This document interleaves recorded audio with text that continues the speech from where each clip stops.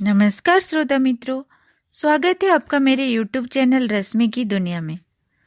आज हम वाचन करेंगे लोभ और प्रीति के अगले भाग के बारे में। प्रीति के विविध रूप। हालांकि लोभ और प्रीति में कई बातें समान होती हैं, फिर भी वस्तु का लोभ ही रहता है। व्यक्ति के लिए लोभ प्रीति में बदल जाता है। इसका कारण यह है कि जिस तरह प्रेम करने वाले व्यक्ति में चेतना होती है, उसी तरह प्रिय पात्र में भी चेतना होती है, जिसे शुक्ल जी मानस तत्व कहते हैं। बेजान वस्तु में चेतना नहीं होती। किसी व्यक्ति को चाहने वाले उसके बाह्य कारण से ही संतुष्ट नहीं होता, उसकी अंतर्वृत्ति को भी प्रभावित करना चाहता है। उसके मन में अपने लिए जगह भी बनाना चाहता है। प्रभाव डालने की यह वासना प्रेम उत्पन्न होने के साथ ही जगती और बढ़ती चली जाती है। इसलिए शुक्ल जी कहते हैं कि मानवीय संबंध बहुत जटिल होता है। लोभ में आलंबन अप्रभावित रहता है। प्रेम में आलंबन और आश्रय न केवल चेतना संपन्न होते हैं, वरन एक दूसरे के स्वरूप में बदल भी जाते हैं। आश्रय आलंबन बन जाता है और आलंबन आश्रय। इसलिए जब भी किसी व्यक्ति को कोई व्यक्ति पसंद आता है, तो वह सबसे पहले उसे यह सूचित करने लग जाता है कि वह उसको पसंद करता है, उसे प्रेम करता है। ऐसा वह इसलिए करता है कि प्रेम का सानिध्य या संपर्क उसे मिलता रहे, ताकि प्रेमी को सुख की अनुभूति होती रहे। फिर प्रेम का पूर्ण विकास तभी होता है जब दो हृदय एक दूसरे की ओर क्रमशः खींचते हुए मिल जाते हैं। इस अंतर्योग के बिना प्रेम की सफलता नहीं मानी जा सकती। प्रेम की सूचना एक तरह का निमंत्रण है जो प्रेमी अपने प्रिय को देता है। जब उसके पास सूचना पहुंच जाती है और प्रेमी आश्वस्त हो जाता है, तब वह अपनी अच्छी प्रिय छवि प्रिय को के मन में बिठाता है। प्रेम का तो पहला तत्व ही है अच्छा लगना। अच्छी छवि के लिए प्रेमी सोचता है कि अब मुझे तो प्रिय अच्छा लगा, अब मैं भी प्रिय को अच्छा लगूं। अब वह अपनी छवि प्रस्तुत करता है। अच्छे कपड़े पहन कर रहता है, साफ सुथरा दिखता है। शुक्ल जी ने इस मनोवृत्ति का पूरा विवरण दिया है। जब कभी किसी नवयुवक का चित्र किसी युवती की ओर आकर्षित होता है, तब ऐसे स्थानों पर जाते समय जहां उसके दिखाई पड़ने की संभावना होती है, उसका ध्यान कपड़े लते की सफाई और सजावट की ओर कुछ अधिक ही हो जाता है। सामने होने पर बातचीत और करने की चेष्टा भी एक खास देखा जाता है। अवसर पड़ने पर चित्त की कोमलता, सुशीलता, वीरता, निपुणता इत्यादि का भी प्रदर्शन होता है।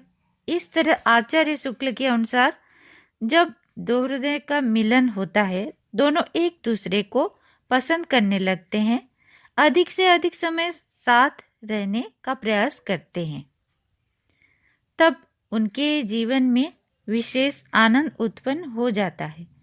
प्रिय का आनंद अपना आनंद लगने लगता है।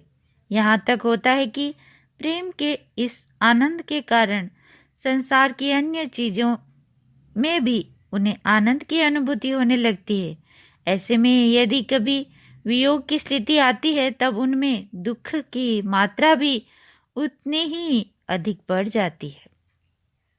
यहाँ पुनः शुक्ल जी प्रेम के दो क्षेत्रों की ओर इशारा करते हैं। प्रेम एकांत भाव में भी होता है और लोक जीवन के अन्य क्षेत्रों में भी होता है। कई बार प्रेमी चाहता है कि वह अपने प्रेम को संसार में छिपाकर सिर्फ अपने पास रखे, वे दो लोग रहें तथा और कोई ना हो। शुक्ल जी इस एकांत प्रेम की प्रशंसा नहीं करते। शुक्ल जी के अनुसार फारसी साहित्य में ऐसे एकांतिक और लोक बाह्य प्रेम की अधिकता दिखाई पड़ता है। भक्ति साहित्य में भी ऐसा एकांतिक प्रेम मिलता है। दूसरा प्रेम लोक जीवन के बीच घटित होता है। शुक्ल जी इस प्रेम को व्यापक एवं काम्य मानते हैं। प्रेम के दिव्य प्रभाव से उसे अपने आसपास चारों ओर सौंदर्य की आभा फैली दिखाई पड़ती है, जिसके बीच वह बड़े उत्साह और प्रफुल्लता के साथ अपना कर्म सौंदर्य प्रस्तुत करता है। वह अपने प्रिय को समग्र जीवन का सौंदर्य जगत के बीच दिखाना चाहता है। शुक्ल जी को राम के जीवन में ऐसा सौंदर्य और प्रेम दिखाई देता है। घर परिवार माता पिता से प्रेम करते हुए नायक जब चलता है तब रास्ते में चींटियों को बचाता चलता है। किसी प्राणी का दुख देख आंसू बहाता हुए जाता है। किसी दीन पर निष्ठुर अत्याचार होते हुए देख क्रोध से तिलमिलाता हुआ अत्याचारी का हाथ थामने के लिए कूद पड़ता है। बालकों की क्रीड़ा देख विनोद से पूर्ण हो जाता है। लहलहाती हुई हरियाली देख लहलहात उठता है और खिले हुए फूलों को देख खिल जाता है। यह आचार्य शुक्ल के आदर्श प्रेम की परिकल्पना है, जिसमें सारे मानवीय भाव मानवीय रूप में उपस्थित हो जाते हैं। शुक्ल जी प्रेम की एक ही स्थिति का चित्रण नहीं करते, वरन अनेक स्थितियों का विवेचन करते हैं। राम ने सीता से प्रेम किया, सीता ने राम से प्रेम किया। यह दोनों का संपूर्ण प्रेम हुआ। कई बार ऐसी स्थितियां भी आती है जहां एक पात्र तो प्रेम करता है, दूसरा उसके प्रेम को स्वीकार नहीं करता, वह किसी अन्य से प्रेम करने लग जाता है। उदाहरण के लिए गोपियां कृष्ण से प्रेम करती हैं, परंतु कृष्ण अन्यत्र व्यस्त हो गए हैं। तब भी गोपियां का प्रेम तो प्रेम ही माना जाएगा, हालांकि इसमें सानिध्य लाभ नहीं मिला। ऐसी स्थिति में गोपियां यही कामना करती हैं कि हमारे प्रिय जहां भी रहे खुश रहें। इसका एक और उदाहरण आचार्य रामचंद्र शुक्ल देते हैं। वे बंकिम चंद्र चटर्जी के उपन्यास दुर्गेश नंदिनी का आयशा का जिक्र करते हैं। जिस दिन से उसे जगत सिंह और तिलोत्तमा के प्रेम का पता चलता है, उस दिन से वह अपने प्रेम को भौतिक कामनाओं से मुक्त करने लगती है और अंत में तिलोत्तमा के साथ जगत सिंह का विवाह कराकर पूर्ण शांति के साथ प्रेम के विशुद्ध मानस लोक में प्रवेश करती है। हालांकि इस तरह का प्रेम लोक में कम पाया जाता है। प्रिय को प्राप्त करने के लिए प्रेमी बहुत जतन करते हैं। शुक्ल जी का मत है कि हृदय की दो कोमल वृत्तियां होती है, करुणा और प्रेम। अपने प्रेम के द्वारा वह प्रिय को मनाने की कोशिश तो करता है, और यदि कोशिश करते करते वह थक जाता है तो करुणा का सहारा लेता है। वह अपने प्रिय के मन में दया का संचार करना चाहता है। दया यदि उत्पन्न हो गई तो धीरे धीरे प्रेम भी जागृत हो जाएगा। इस विश्वास से वह अपने विरह का वर्णन करके प्रिय तक पहुंचाता है। अपने विरह का वर्णन करके प्रिय तक पहुंचाता रहता है। सब मानते हैं और जानते हैं कि दया मनुष्य मात्र का धर्म है और प्राणी मात्र उसके अधिकारी हैं। यह दया प्रेम के बराबर सहायता करती है।